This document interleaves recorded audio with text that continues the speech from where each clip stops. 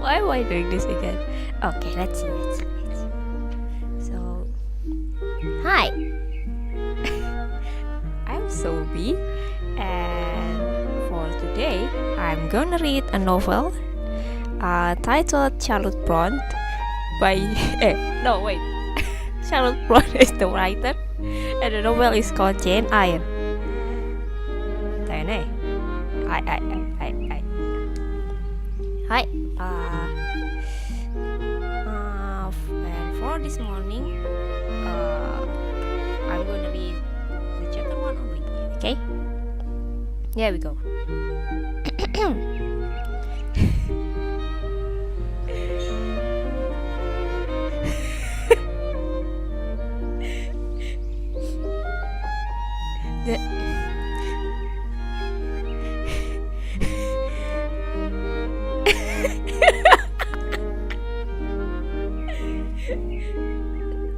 There was no possibility of taking a walk that day. We had been wandering indeed in the leafless shrubbery an hour in the morning, but since dinner, Mrs. Reed, when there was no company, dined early.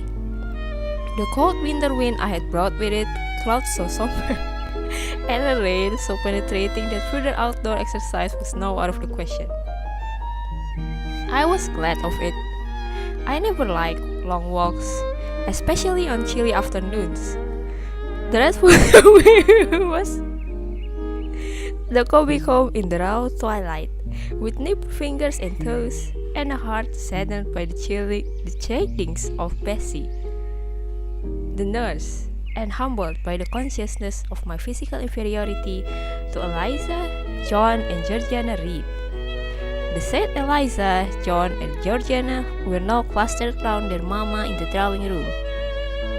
She lay reclined on a sofa by the fireside, and with her darlings about her, for the time neither quarreling nor crying, looked perfectly happy. Me? She had dispensed from joining the group, saying she regretted to be under the necessity of keeping me at a distance, but that until she heard from Bessie and could discover by her own observation that I was endeavoring in good earnest to acquire a more sociable and a childlike disposition, a more attractive and sprightly manner, something lighter, franker, more natural. As it were, she really was exclude me from privileges intended only for content, happy little children. Okay. What does Bessie say I have done? I asked. Jane, I don't like cavalier or questions. Besides, there is something truly forbidding in a child taking up on others in that manner. Be seated somewhere, and until you can speak pleasantly, remain silent. Yeah, cause shut the fuck up, Jane.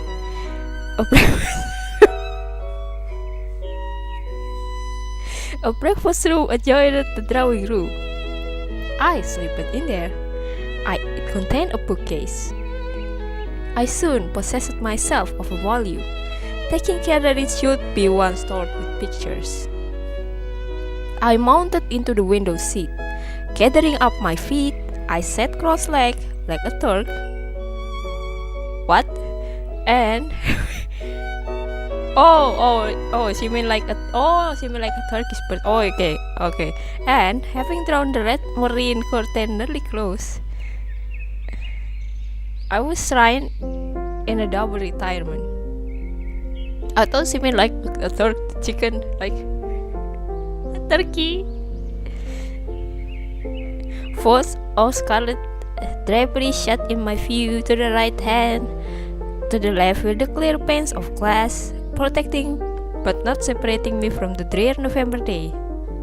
At intervals, while turning over the leaves of my book, I studied the aspect of that winter afternoon. Afar, it offered a pale blank of mist and cloud, near a scene of wet lawn and storm-bathed shrub, which sees the rain sweeping away wildly before a long and lamentable blast. I returned to my book, Bewick's History of British Birds. The letterpress thereof I cared little for, generally speaking, and yet there were certain introductory pages that, child as I was, I could not pass quiet as a blank. They were those which treat of the haunts of sea fowl, of the solitary rocks and promontories by them only inhabited, of the coast of Norway, studded with isles from its southern extremity, the Lindeness or Nays, to the North Cape, where the Northern Ocean, in vast whirls, boils around the naked, melancholy isles of farthest Thule, and the Atlantic surge pours in among the stormy Hebrides? What is this word? Nor could I notice the suggestion of the bleak shores of Lapland. Oh, what Lapland is the shores? Siberia, Spitsbergen, Nova Zembla, Iceland, Greenland, with the vast sweep of the Arctic zone, and those forlorn regions of dreary space.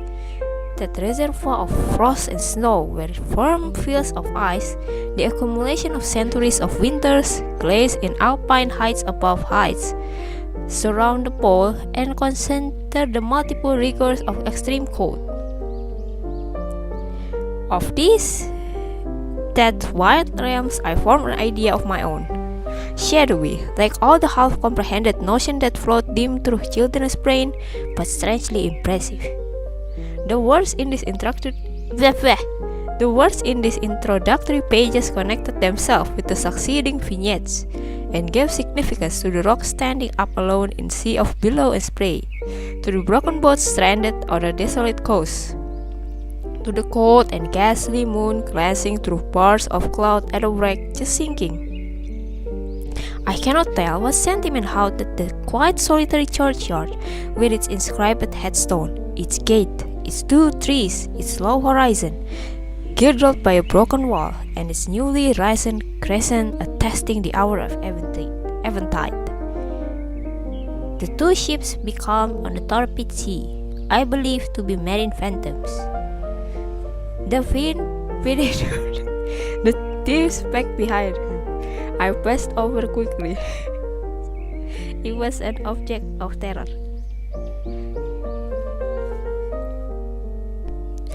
The fiend pinning down the thief's back behind him. I passed over quickly. It was an object of terror.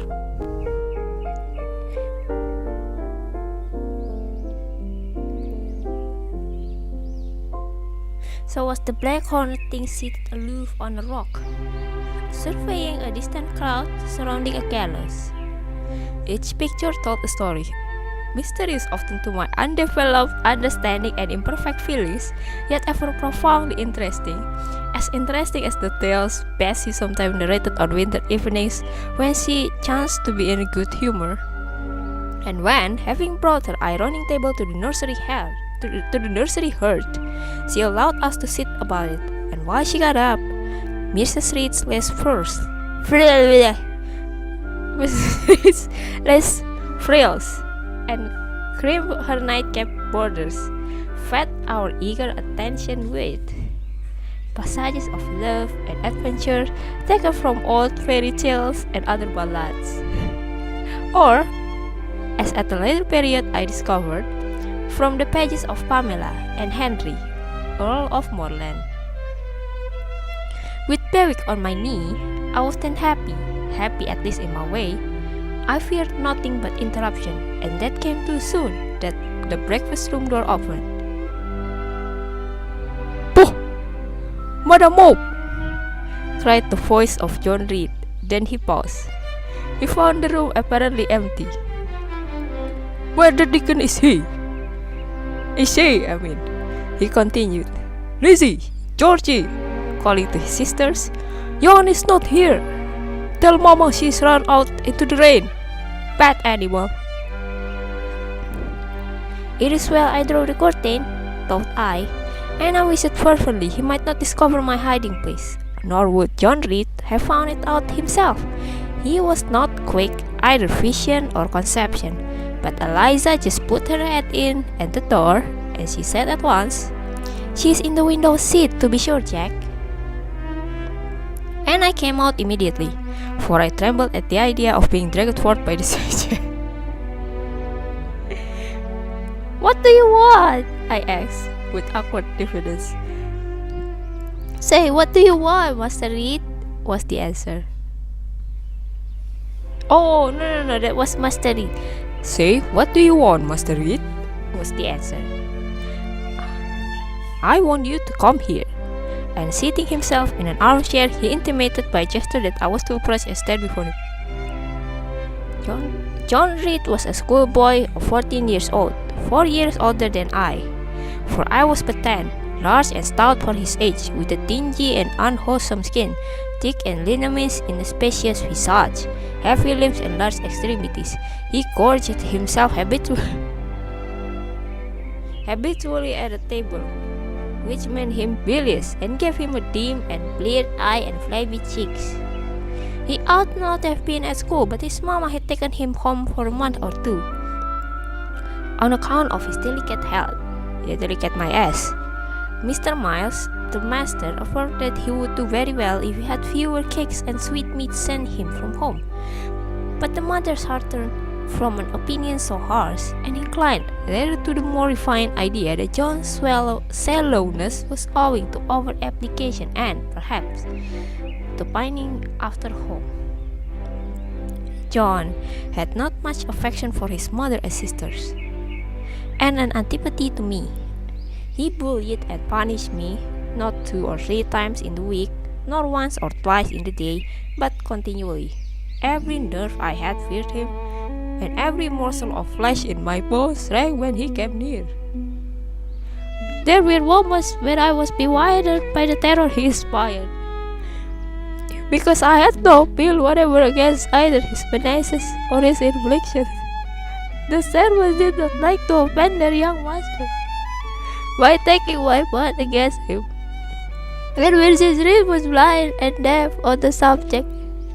She never saw him strike or heard him abuse me, though he did but now and then in her very presence, more frequently, however, behind their back.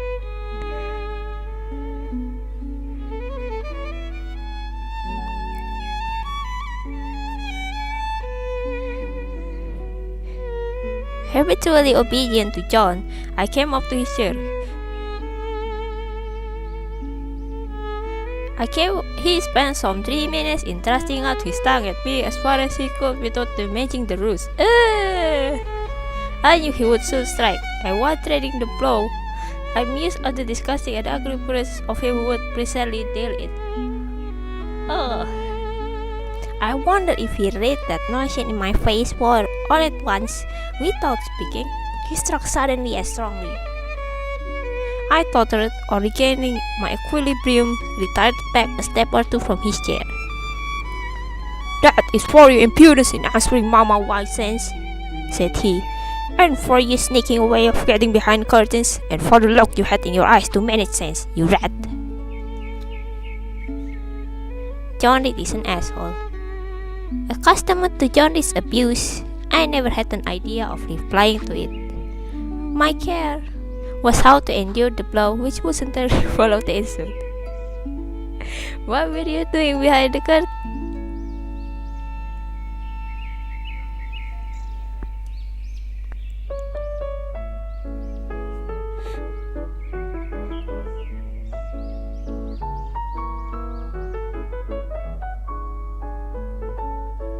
"What were you doing behind the curtain?" he asked. "Oh, no. What were you doing behind the curtain?" he asked. "I was reading." "Show the book." I returned to the window and fetched in thence. "You have no business to take our books. You are a dependent. Mama says..." No.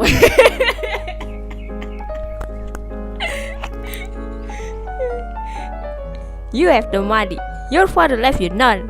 You ought to beg, and not to live here with gentlemen children like us, and eat the same meals we do, and wear clothes at our mama's expense. Now I'll teach you to rummage my bookshelf, for they are mine, and all the house belongs to me, or will do in a few years. Go and stand by the door, out of the way of the mirror and the windows." Forgive me, man. I watched like several episodes of Boondocks last night. I did so, not at first aware what was his intention. But when I saw him lift and poise the book and stare in act to hurl it, I instinctively started aside with a cry of alarm. Not soon enough, however, the volume was flung. It hit me, and I fell, striking my head against the door and cutting it. The cut bled, the pain was sharp, and my terror has passed its climax. Other feelings succeed. "Weak and cruel boy," I said. "You are like a murderer. You are like a slave driver. You are like the Roman emperors." I had read Godspeed History of Rome.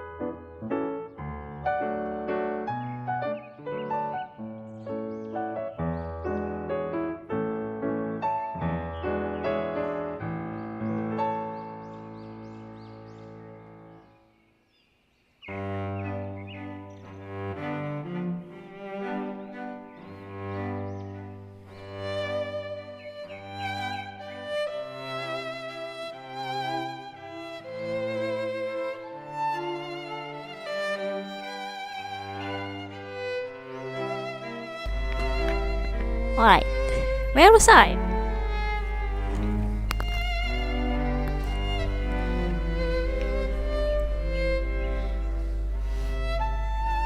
I had read Goldsmith's History of Rome and had formed my opinion of Nero, Caligula, etc. Also, I had drawn paragraphs in silence, which I never thought thus to have declared aloud. What? He cried. Did she say that to me? Didn't you hear that? Eliza and Georgiana wanna tell Mama? But first, he ran headlong at me. I felt him grasp my hair on my shoulder. He had closed with a desperate thing. I really saw him in a tyrant, a murderer. I felt a drop or two of blood from my head trickle down my neck. Oh my God! What are you doing? You're little 10 years old? And was sensible of somewhat pungent suffering. This sensation for the first predominated over fear, and I received him a frantic shot.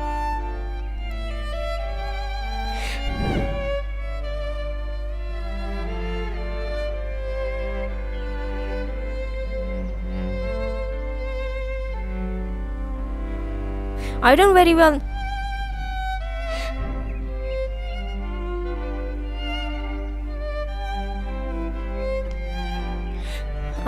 well know what I did with my hands, but he called me rat, and bellowed out aloud. It was near him. Eliza and Georgiana had run for Mrs. Reed, who was gone upstairs. She now came upon the scene, followed by Bessie and her maid Albert. We were parted. I heard the words, Dear, what a fury to fly at Master John! Did ever anybody such a picture of passion?" Then Mrs. Reed subjoined, "Take her away to the Red Room and lock her in there." 4 hands were immediately laid upon me, and I was borne upstairs.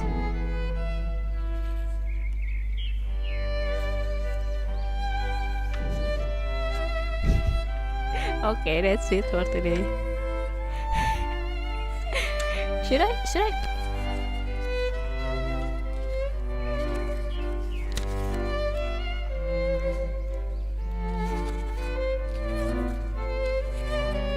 Okay, you know what? Maybe I should like read another chapter. Okay, this is more fun than I initially thought. Okay, you know what? Yeah, what extra chapter? I'm gonna read the chapter 2 for now. Yeah. I resisted all the way.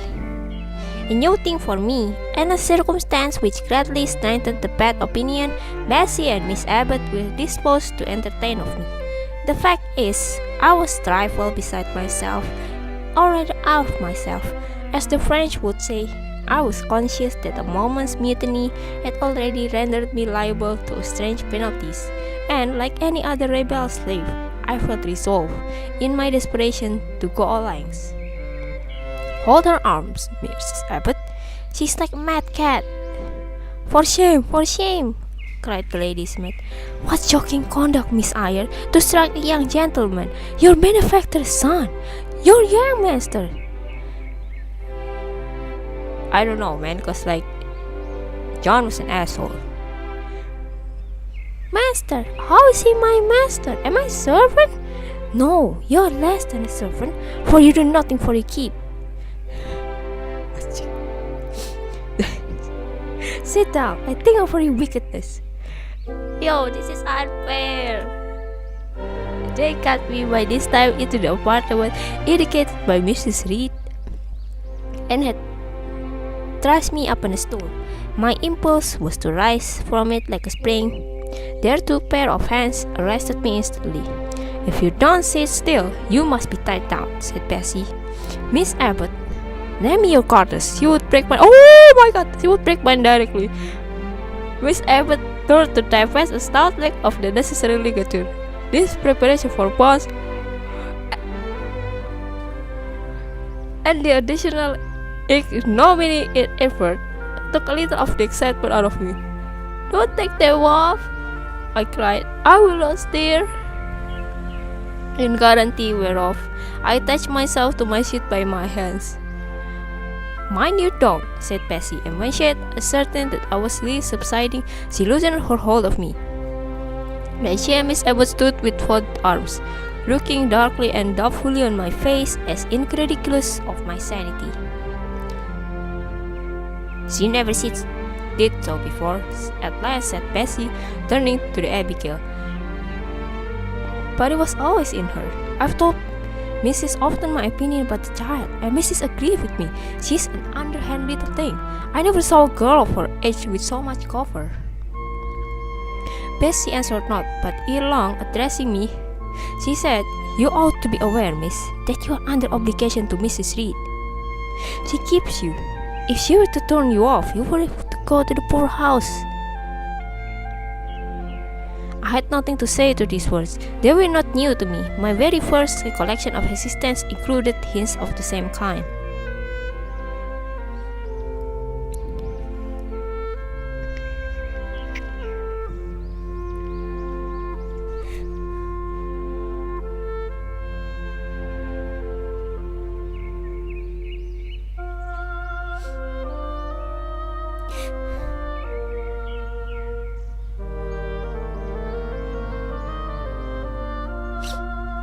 This reproach of my dependence had become a vague sing-song in my ear, very painful and crushing, but only half intelligible.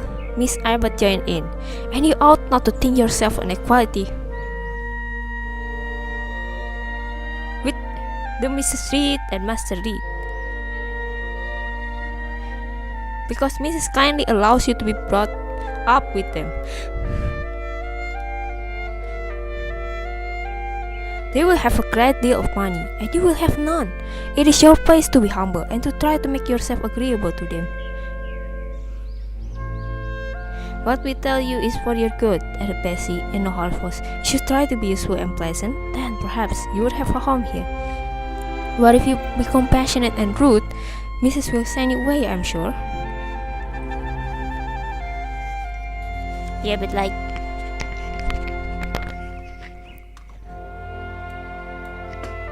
she's like Tento, like, come on.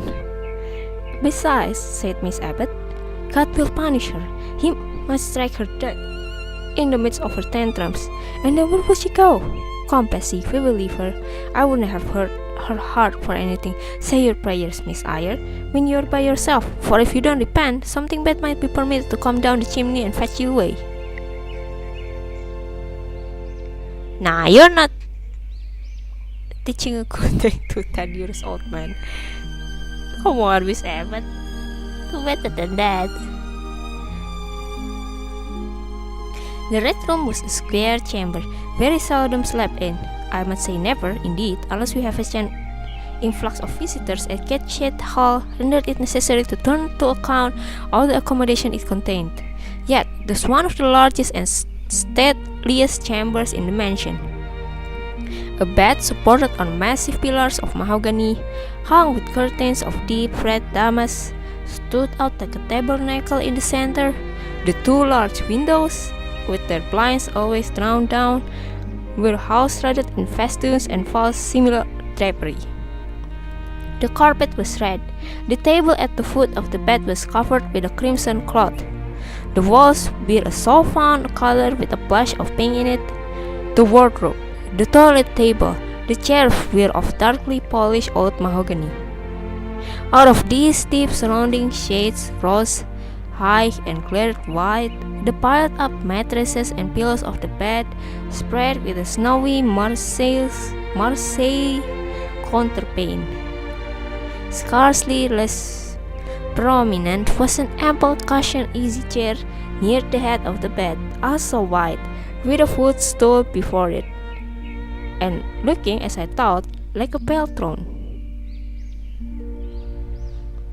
This room was chill. Because it seldom had a fire.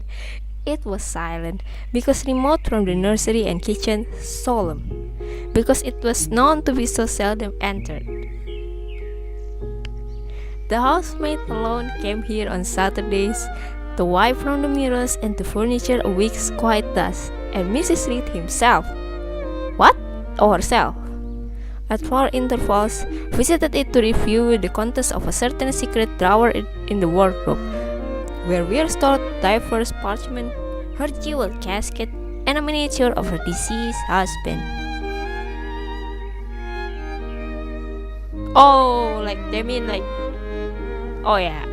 By miniature, I thought they mean like the accessories of the when at the Victorian era when you keep a part of your deceased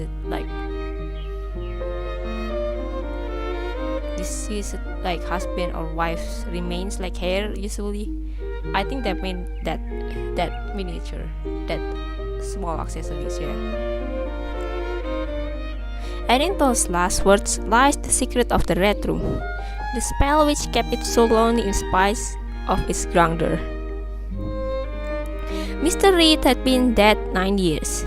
It was in this chamber he breathed his last.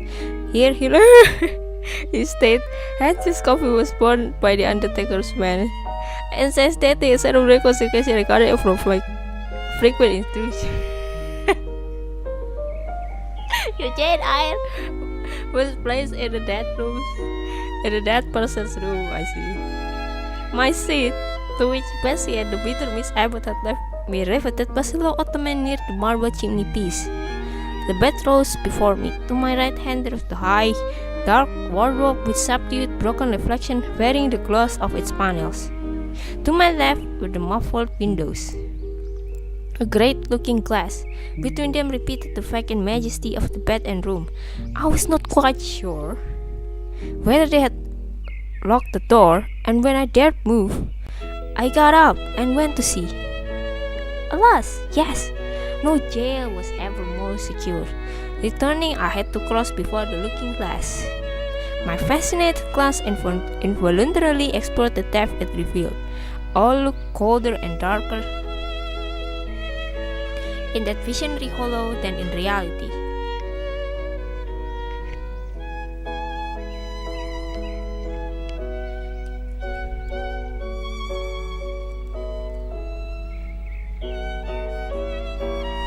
And the strange little figure there, gazing at me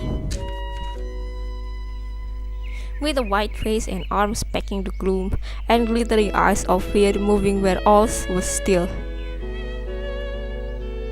Had the effect of a real spirit. I thought it like one of the tiny phantoms, half fairy, half imp. Bessie's evening stories represented as coming out of lone fairy dales in moors. And appearing before the eyes of belated travelers, I returned to my stool.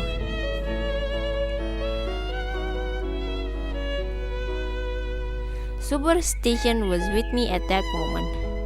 But it was not yet her hour for complete victory. My blood was still warm. The mood of the revolted slave was still bracing me with its bitterly figure. I had to stem a rapid rush of retrospective thought before I quailed to the dismal present. All John Reed's violent tyrannies, all his sisters' proud indifference, all his mother's aversion, all the servants' partiality turned up in my disturbed mind like a dark deposit in the turbid well. Why was I always suffering? Always browbeaten, always accused, forever condemned. Why could I never please?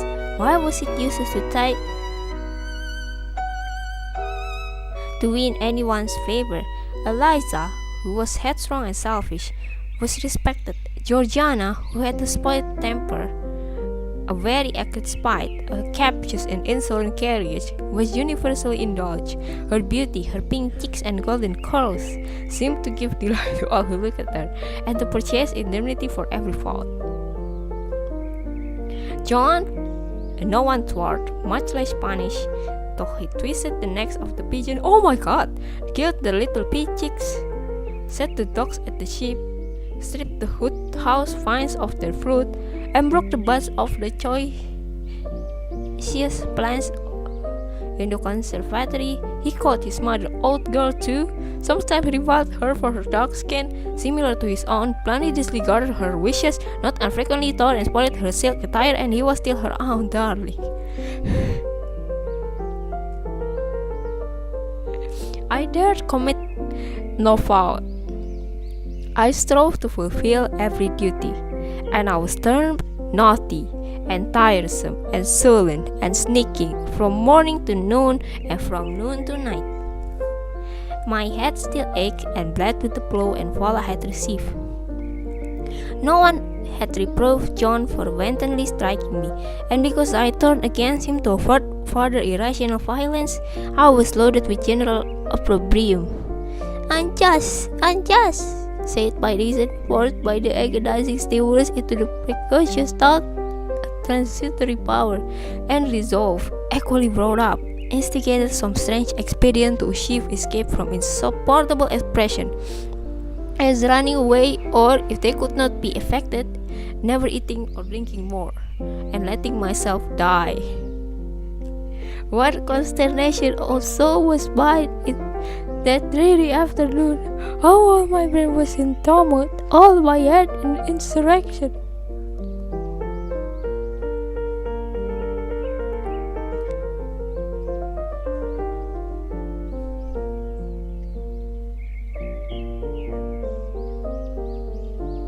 Yet in what darkness, what dense ignorance was the mental battle fought? I could not answer the ceaseless inward question, why I thus suffered.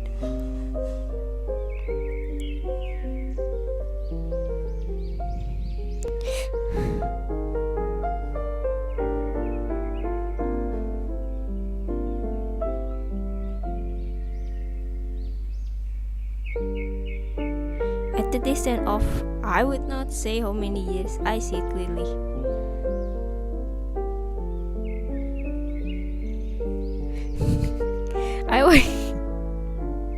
I was a discord in Gayset. I was like nobody there. I had nothing in harmony with the street.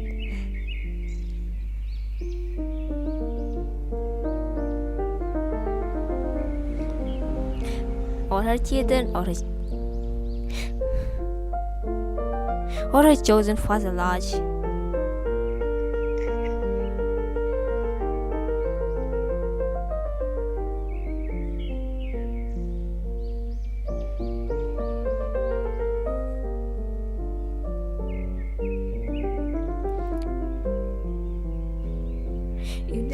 love me. In fact, I still did I love them. They were not bound to regard with affection a thing they could not sympathize with one amongst them. A heterogeneous thing opposed to them in temperament, in capacity, in propensities. A useless thing incapable of serving their interests or adding to their pleasure. A noxious thing cherishing the germs of indignation at their treatment, of contempt of their judgment. I know that I had been a sanguine, brilliant, careless, exacting, handsome, romping child. Though equally dependent and friendless, Mrs. Reed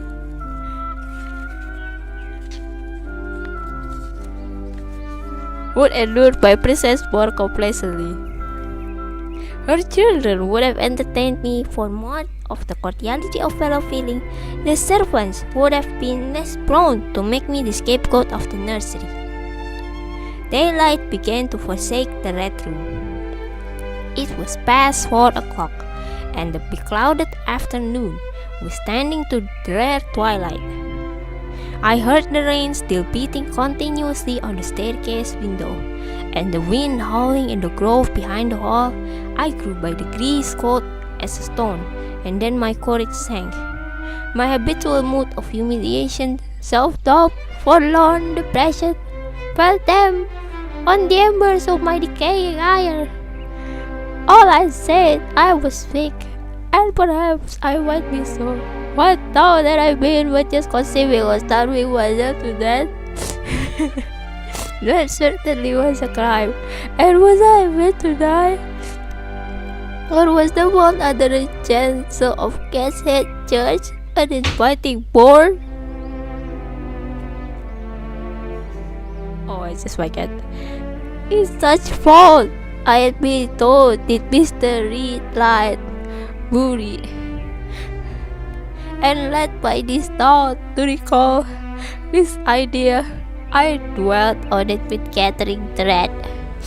I could not remember him, but I knew that he was my own uncle, my mother's brother, that he had taken me when a parentless infant to his house, and that in his last moments he had required a promise of Mrs. Reed that she would rear and maintain me as one of her own children. Oh, okay.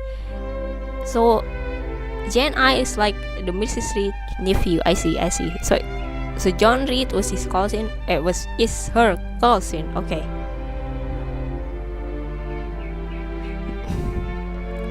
Mrs. Reed probably considered she had kept this promise, and so she had, I dare say, as well as her nature would permit her.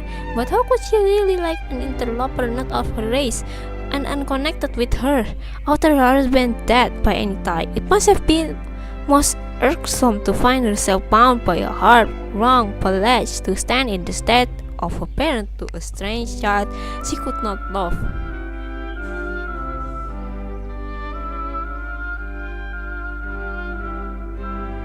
And to see an uncongenial alien permanently intruded on her own family group.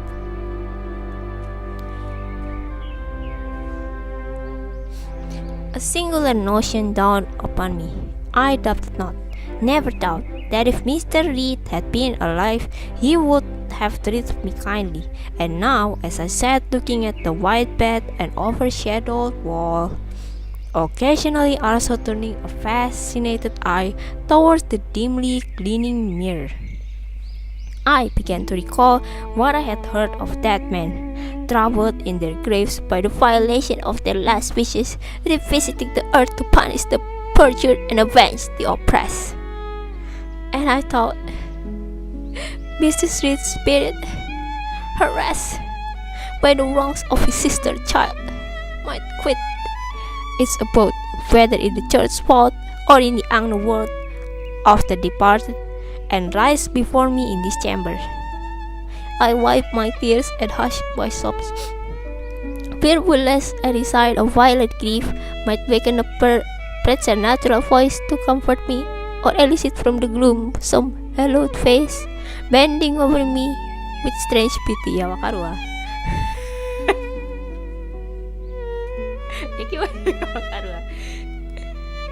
This idea, consolatory theory, I felt would be terrible if he lies. With all my might, I endeavored to steal it. I endeavored to be firm.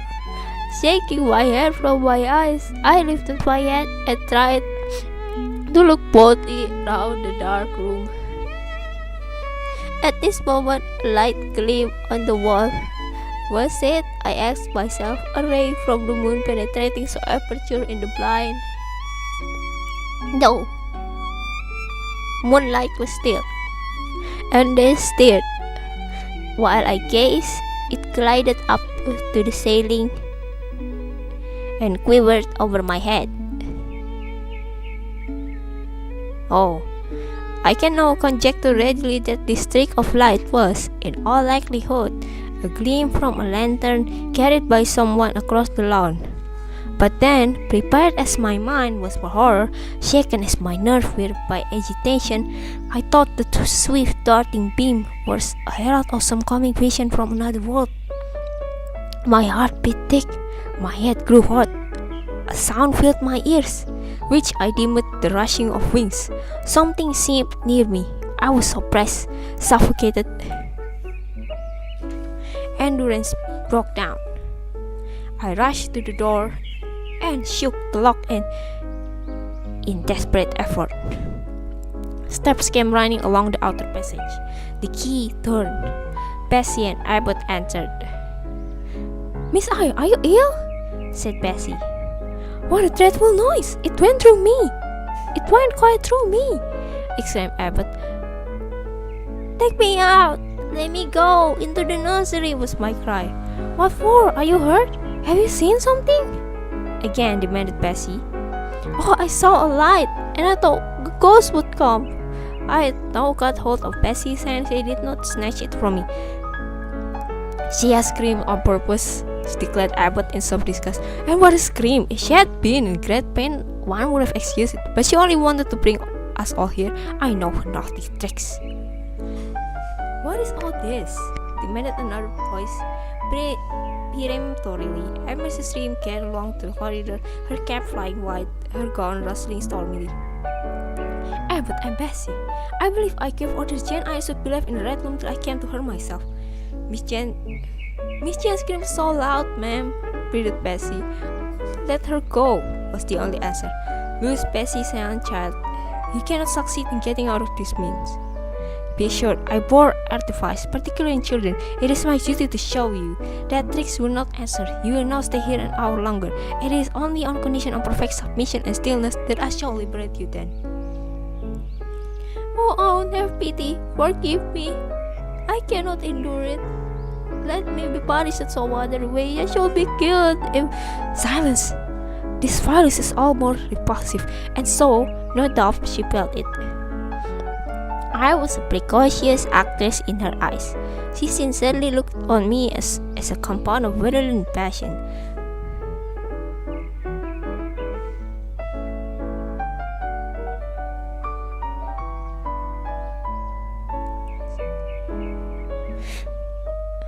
Mean spirit and dangerous duplicity.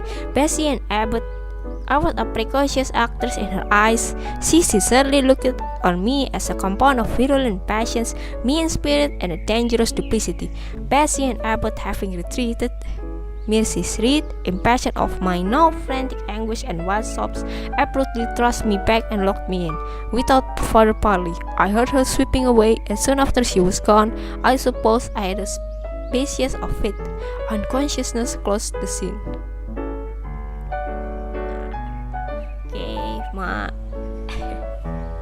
終わりです。Yay! Pachi. That's chapter 2 for today. Okay, see you guys again tomorrow.